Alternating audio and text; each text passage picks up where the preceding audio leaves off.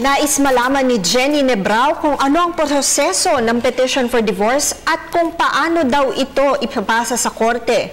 Jenny, wala tayong batas patungkol sa divorce. Sa ilalim ng Family Code, mayroon tayong batas sa legal separation at annulment of marriage.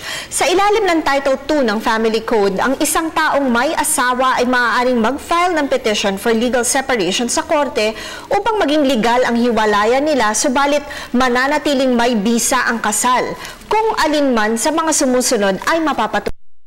Una, kung nasentensyahan ng pagkakakulong ng mahigit sa 5 taon na parusa o di naman kaya'y sinasaktan ng kanyang asawa o kaya ang kanilang anak o anak ng kanyang asawa.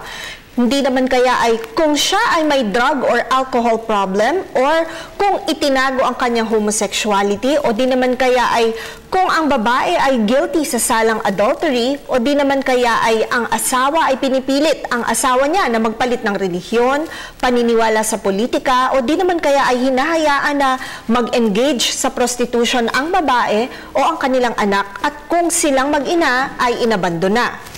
Sa kabilang banda, sa Article 45 ng Family Code, nakapaloob ang grounds for annulment, kagaya ng kung ang isang tao ay hindi naman mentally sound sa oras ng kanilang kasal o di kaya ay napilitan o pinilit lamang silang ipakasal unless patuloy silang nanirahan sa loob ng 5 taon na magkasama bilang mag-asawa o matapos bumalik ang mental competence ng isang mentally unsound na asawa. Maaari ring maging ground ang panloloko o fraud para sa annulment ng isang kasal. Isa ring dahilan ang pagkakadiskubre na ang asawa niya ay may sexually transmissible disease o permanent mental illness.